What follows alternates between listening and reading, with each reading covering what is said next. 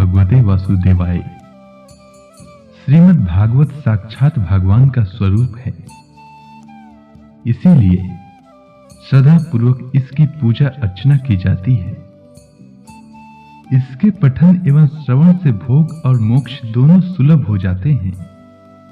मन की शुद्धि के लिए इससे बड़ा कोई साधन नहीं है। सिंह की गर्जना सुनकर जैसे भेड़िए भाग जाते हैं, वैसे ही भागवत के पाठ से कलयुग के समस्त दोष नष्ट हो जाते हैं। इसके श्रवण मात्र से हरि हृदय में आ विराजते हैं।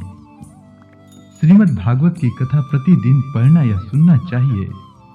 आज से प्रतिदिन मैं मानव कल्याण हेतु श्रीमद् भागवत महापुराण की कथा का एक अध्याय लेकर आ रहा हूं। उम्मीद है आपको पसंद आएगा। साथ ही आप चाहें तो इस कथा को ज्यादा से ज्यादा लोगों को शेयर कर सकते हैं, ताकि इस कथा श्रवण का लाभ सभी पा सकें और अज्ञानतावश पाप करने वाले लोग और सनातन धर्म का अहित करने या सोचने वाले मनुष्य सही मार्ग पर आ सके। तो आइए शुरू करते हैं श्रीमद् भागवत महापुराण के अंतर्गत श्रीमद् भागवत महात्म्य, पहला अध्याय, देवर्षि नारद की भक्ति से भेंट। सच्चिदानंद स्वरूप भगवान श्री कृष्ण को हम नमस्कार करते हैं, जो जगत की उत्पत्ति, स्थिति और विनाश के हेतु तथा आध्यात्मिक, आदि देविक और आदि भौतिक तीनों प्रकार के तापों का नाश करने वाले हैं। जिस समय श्री सुखदेव जी का यज्ञोपवीत संस्कार भी नहीं हुआ था तथा लौकिक वैदिक अनुष्ठान का अवसर भी नहीं आया था, तभी उन्हें अकेले ही संन्यास लेने के लिए घर से जाते देखकर उनके पिता व्यास जी विरह से कतार होकर पुकारने लगे, बेटा बेटा, तुम कहां जा रहे हो? उस समय वृक्षों ने तन्मय होने के कारण श्री सुखदेव जी की ओर से उत्तर दिया था, ऐसे सर्वभूत हृदय स्वरूप श्री सुखदेव जी मुनि को मैं नमस्कार करता हूं। एक बार भगवत कथा अमृत का रसा स्वादन करने में कुशल मुनि वर सौनक जी ने नैमिषारण्य क्षेत्र में विराजमान महामती सूत जी को नमस्कार करके उनसे पूछा। सौनक जी बोले, हे सूत जी, आपका ज्ञान अज्ञान अंधकार को नष्ट करने के लिए करोड़ों सूर्य के समान है। आप हमारे कानों के लिए रसायन अमृत स्वरूप सार गर्भित कथा कहिए। भक्ति, ज्ञान और वैराग्य से प्राप्त होने वाले महान विवेक की वृद्धि किस प्रकार होती है तथा वैष्णव लोग किस तरह इस माया मोह से अपना पीछा छुड़ाते हैं। इस घोर कली काल में जीव प्रायः आसुरी स्वभाव के हो गए हैं। विविध कलेशों से आक्रांत इन जीव को शुद्ध बनाने का सर्वश्रेष्ठ उपाय क्या है? सूत जी, आप हमें कोई ऐसा शाश्वत साधन बताइए जिससे सबसे अधिक कल्याणकारी तथा पवित्र करने वालों में भी पवित्र हो तथा जो भगवान श्री कृष्ण की प्राप्ति करा दे। चिंतामणि केवल लौकिक सुख दे सकती है और कल्प वृक्ष अधिक से अधिक स्वर्गीय संपत्ति दे सकता है, परंतु गुरुदेव प्रसन्न होकर भगवान का योगी दुर्लभ नित्य वैकुंठ धाम दे देते हैं। सूत जी ने कहा, सौनक जी, तुम्हारे हृदय में भगवान का प्रेम है, इसीलिए मैं विचार कर तुम्हें संपूर्ण सिद्धांतों का निष्कर्ष सुनाता हूं, जो जन्म मृत्यु के भय का नाश कर देता है, जो भक्ति के प्रवाह को बढ़ाता है और भगवान श्री कृष्ण को प्रसन्नता का प्रधान कारण है। मैं तुम्हें वह साधन बतलाता हूं, उसे सावधान होकर सुनो। श्री सुखदेव जी ने कलयुग में जीवों के काल रूपी सर्प के मुख का प्रास होने के त्रास का आत्यंतिक नाश करने के लिए श्रीमद् भागवत शास्त्र का प्रवचन किया है। मन को शुद्धि के लिए इससे बढ़कर कोई साधन नहीं है। जब मनुष्य के जन्म जन्मांतर का पुण्य उदय होता है, तभी उसे इस भगवत शास्त्र की प्राप्ति होती है। जब सुखदेव जी राजा परीक्षित को यह कथा सुनाने के लिए सभा में विराजमान हुए, तब देवता लोग उनके पास अमृत का कलश लेकर आए। देवता अपना काम बनाने में बड़े कुशल होते हैं, अतः यहाँ भी सबने सुखदेव जी मुनि को नमस्कार करके कहा, आप यह अमृत लेकर बदले में हमें कथा अमृत का दान दीजिए। इस प्रकार परस्पर अदला बदली हो जाने पर राजा परीक्षित अमृत का पान करें और हम सब श्रीमद् भागवत स्वरूप अमृत का पान करेंगे। इस संसार में कहां कांच और कहां महामूल्य मणि तथा कहां सुधा और कहां कथा। श्री सुखदेव जी ने उस समय देवताओं की हंसी उड़ा दी। उन्हें भक्ति शून्य जानकर कथा अमृत का दान नहीं किया। इस प्रकार यह श्रीमद् भागवत की कथा देवताओं को भी दुर्लभ है। पूर्व काल में श्रीमद् भागवत के श्रवण से राजा परीक्षित की मुक्ति देखकर ब्रह्मा जी को भी बड़ा आश्चर्य हुआ था। उन्होंने सत्य लोक में तराजू बांधकर सब साधनों को तौला। अन्य सभी साधन तौल में हल्के पड़ गए। अपने महत्व के कारण भागवत ही सबसे भारी रहा। यह देखकर सभी ऋषियों को बड़ा विस्मय हुआ। उन्होंने कलयुग में इस भगवत रूप भागवत शास्त्र को ही पढ़ने सुनने से तत्काल मोक्ष देने वाला निश्चय किया। सप्ताह विधि से श्रवण करने पर यह निश्चय भक्ति प्रदान करता है। पूर्व काल में इसे दयापरायण सनकादि ने देवर्षि नारद को सुनाया था। यद्यपि देवर्षि ने पहले ब्रह्मा जी के मुख से इसे श्रवण कर लिया था, तथापि सप्ताह श्रवण की विधि तो उन्हें सनकादि ने ही बताई थी। सौनक जी ने पूछा, सांसारिक प्रपंच से मुक्त एवं विचरणशील नारद जी का सनकादि के साथ संयोग कहां हुआ और विधि विधान के श्रवण में उनकी प्रीति कैसे हुई? सूत जी ने कहा, अब मैं तुम्हें वह भक्ति पूर्ण कथानक सुनाता हूं जो श्री सुखदेव जी ने मुझे अपना अनन्य शिष्य जानकर एकांत में सुनाया था। एक दिन विशालपुरी में वे चारों निर्मल ऋषि सत्संग के लिए आए। वहां उन्होंने नारद जी को देखा। सनकादि ने पूछा, ब्राह्मण, आपका मुख उदास क्यों हो रहा है? आपका चिंतातुर कैसे है? इतनी जल्दी जल्दी आप कहां जा रहे हैं और आपका आगमन कहां से हो रहा है? इस समय तो आप उस पुरुष के समान व्याकुल जान पड़ते हैं जिसका सारा धन लुट गया हो।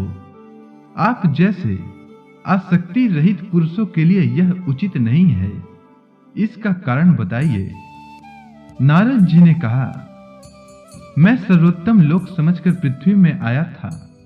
यहाँ पुष्कर, प्रयाग, काशी, गोदावरी, हरिद्वार, कुरुक्षेत्र और सेतुबंध आदि कई तीर्थों में इधर उधर विचरता रहा, किंतु मुझे कहीं भी मन को संतोष देने वाली शांति नहीं मिली। इस समय अधर्म के सहायक कलयुग ने सारी पृथ्वी को पीड़ित कर रखा है। अब यहाँ सत्य, तप, शौच, दया, दान आदि कुछ भी नहीं है। बेचारे जीव केवल अपना पेट पालने में लगे हुए हैं। वे आलस्य भासी, आलसी, मंद बुद्धि, भाग्यहीन, उपद्रवग्रस्त हो गए हैं।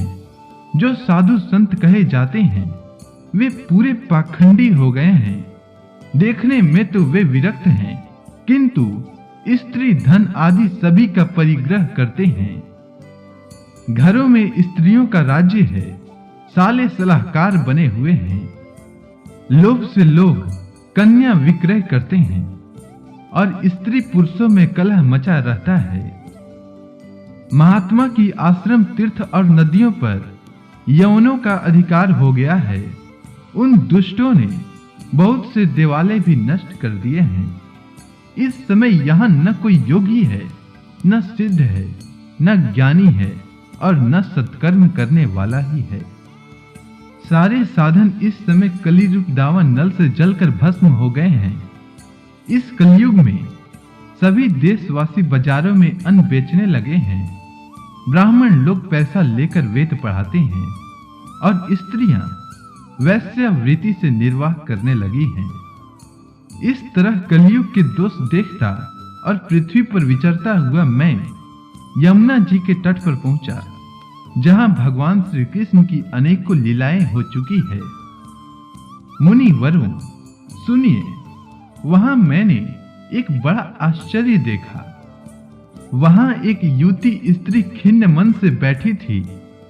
उसके पास दो वृद्ध पुरुष अचेत अवस्था में पड़े जोर जोर से सांस ले रहे थे। वह तरुणी उनकी सेवा करती हुई कभी उन्हें चेत कराने का प्रयत्न करती और कभी उनके आगे रोने लगती थी। वह अपने शरीर के रक्षक परमात्मा को दसों दिशाओं में देख रही थी। उसके चारों ओर सैकड़ों स्त्रियां उसे पंखा झल रही थी और बार-बार समझाती जाती थी। दूर से यह सब चरित्र देखकर मैं कौतूहलवश उनके पास चला गया। मुझे देखकर वह युवती खड़ी हो गई और बड़ी व्याकुल होकर कहने लगी। युवती ने कहा, अजी महात्मा जी, क्षण भर ठहर जाइए और मेरी चिंताओं को भी नष्ट कर दीजिए। आपका दर्शन तो संसार की सभी पापों का सर्वथा नष्ट कर देने वाला है। आपके वचनों से मेरे दुख को बहुत कुछ शांति हो जाएगी। मनुष्य का जब बड़ा भाग्य होता है तभी आपके दर्शन हुआ करते हैं।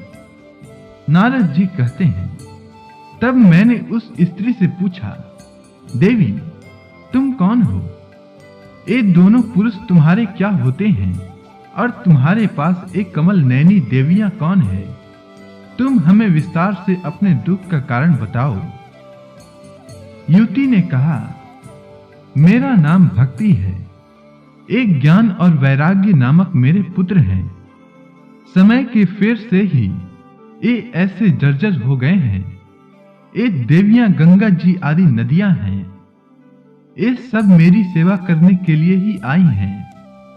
इस प्रकार साक्षात देवियों के द्वारा सेवित होने पर भी मुझे सुख शांति नहीं है। तपोधन, अब ध्यान देकर मेरी वृतांत सुनिए। मेरी कथा वैसे तो प्रसिद्ध है, फिर भी उसे सुनकर आप मुझे शांति प्रदान करें। मैं द्रविड़ देश में उत्पन्न हुई, कर्नाटक में बढ़ी, कहीं कहीं महाराष्ट्र में सम्मानित हुई, किंतु गुजरात में मुझको बुढ़ापे ने आ घेरा। वहां घोर कलयुग के प्रभाव से पाखंडियों ने मुझे अंग भंग कर दिया। चिरकाल तक यह अवस्था रहने के कारण मैं अपने पुत्रों के साथ दुर्बल और निस्तेज हो गई। अब जब से मैं वृंदावन आई, तब से पुनः परम सुंदरी सुस्वरूपवती नवयुक्ति हो गई हूं। किंतु सामने पड़े हुए ये दोनों मेरे पुत्र थके मांदे दुखी हो रहे हैं। अब मैं यह स्थान छोड़कर अन्यत्र जाना चाहती हूं। ये दोनों बूढ़े हो गए हैं। इसी दुख से मैं दुखी हूं। मैं तरुणी क्यों और ये दोनों मेरे पुत्र बूढ़े क्यों हो गए हैं? हम तीनों साथ साथ रहने वाले हैं, फिर यह विपरीतता क्यों? होना तो यही चाहिए कि माता बूढ़ी हो और पुत्र तरुण। इससे मैं आश्चर्यचकित चित्त से अपनी इस अवस्था पर शोक करती रहती हूं। आप परम बुद्धिमान एवं योग निधि हैं। इसका क्या कारण हो सकता है, बताइए। नारद जी ने कहा, साध्वी, मैं अपने हृदय में ज्ञान दृष्टि से तुम्हारे संपूर्ण दुख का कारण देखता हूं। तुम्हें विषाद नहीं करना चाहिए। श्री हरि तुम्हारा कल्याण करेंगे।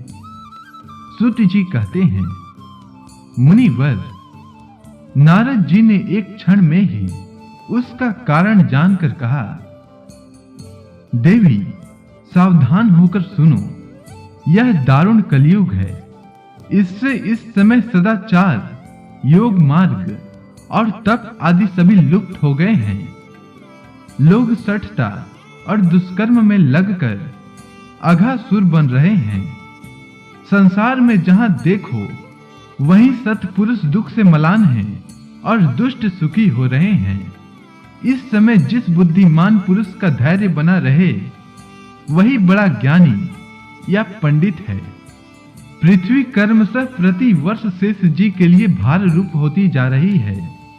अब यह छूने योग्य तो क्या, देखने योग्य भी नहीं रह गई है, और न इन सब में कहीं मंगल ही दिखाई देता है। अब किसी को पुत्रों के साथ तुम्हारा दर्शन भी नहीं होता।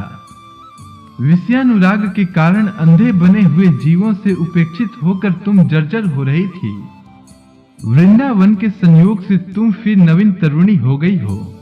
अतः यह वृंदावन धाम धन्य है, जहां भक्ति सर्वत्र नृत्य कर रही है। परंतु तुम्हारे इन दोनों पुत्रों का यहाँ कोई ग्राहक नहीं है, इसीलिए इनका बुढ़ापा नहीं छूट रहा है। यहाँ इनको कुछ आत्म सुख की प्राप्ति होने के कारण ये सोते जान पड़ते हैं। भक्ति ने कहा, राजा परीक्षित ने इस पापी कलयुग को क्यों रहने दिया? इसके आते ही सब वस्तुओं का सार न जाने कहां चला गया। करुणा में श्री हरि से भी यह अधर्म कैसे देखा जाता है? मुने, मेरा यह संदेह दूर कीजिए। आपके वचनों से मुझे बड़ी शांति मिली है। नारद जी ने कहा, बाले, यदि तुमने पूछा है तो प्रेम से सुनो। कल्याणी, मैं तुमसे सब बताऊंगा और तुम्हारा दुख दूर हो जाएगा। जिस दिन भगवान श्री कृष्ण इस भूलोक को छोड़कर अपने परम धाम को पधारें, उसी दिन से यहां संपूर्ण साधनों में बाधा डालने वाला कलयुग आ गया। दिग्विजय के समय राजा परीक्षित की दृष्टि पड़ने पर कलयुग दिन के समान उनकी शरण में आया। भ्रमर के समान सारग्राही राजा ने यह निश्चय किया कि इसका वध मुझे नहीं करना चाहिए, क्योंकि जो फल तपस्या, योग एवं समाधि से भी नहीं मिलता, कलयुग में वही फल श्री हरि कीर्तन से ही भली भांति मिल जाता है। इस प्रकार सारहीन होकर भी उसे इस तरह ही दृष्टि से सार युक्त देखकर उन्होंने कलयुग में उत्पन्न होने वाले जीवों के सुख के लिए इसे रहने दिया था। इस समय लोगों के कुकर्म प्रवृत्ति होने के कारण सभी वस्तुओं का सार निकल गया है। ब्राह्मण केवल अन्न धन आदि के लोभवश घर घर एवं जन जन को भगवत कथा को सुनाने लगे हैं, इसीलिए कथा का सार चला गया है। तथापि तीर्थों में नाना प्रकार के अत्यंत घोर कर्म करने वाले नास्तिक और नारकी पुरुष भी रहने लगे हैं, इसीलिए तीर्थों का भी प्रभाव जाता रहा। जिनका चित्त निरंतर काम, क्रोध, महान लोभ और तृष्णा से तपता रहता है, वे भी तपस्या का ढोंग करने लगे हैं, इसीलिए तप का भी सार निकल गया। मन पे काबू न होने के कारण तथा लोभ, दंभ और पाखंड का आश्रय लेने के कारण एवं शास्त्र का अभ्यास न करने से ध्यान योग का फल मिट गया। पंडितों की यह दशा है कि वे अपनी स्त्रियों के साथ भैंसों की तरह रमण करते हैं। उनमें संतान पैदा करने की ही कुशलता पाई जाती है।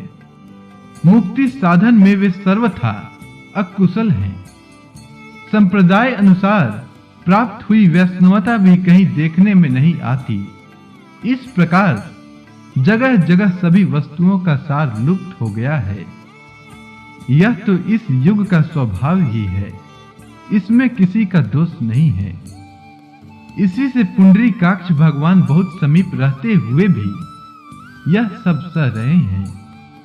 सूत जी कहते हैं, सौनक जी, इस प्रकार देवर्षि नारद के वचन सुनकर भक्ति को बड़ा आश्चर्य हुआ। फिर उसने जो कुछ कहा उसे सुनिए। भक्ति ने कहा, देव, आप धन्य हैं। मेरा बड़ा सौभाग्य था जो आपका समागम हुआ। संसार में साधुओं का दर्शन ही समस्त सिद्धियों का परम कारण है। आपका केवल एक बार का उपदेश धारण करके प्रहलाद ने माया पर विजय प्राप्त कर ली थी। ध्रुव ने भी आपकी कृपा से ही ध्रुव पद प्राप्त किया था। आप सर्व मंगलमय और साक्षात श्री ब्रह्मा जी के पुत्र हैं। मैं आपको नमस्कार करती हूँ। इसी के साथ श्रीमद् भागवत कथा के अंतर्गत श्रीमद् भागवत महात्म्य का प्रथम अध्याय पूर्ण हुआ। अब आगे की कथा मैं कल लेकर आता हूँ। तब तक के लिए भगवान श्री कृष्ण का नाम लेते रहें। तो प्रेम से बोलिए भगवान श्री कृष्ण की जय, विष्णु भगवान की जय, सभी देवी देवताओं की जय, सनातन धर्म की जय।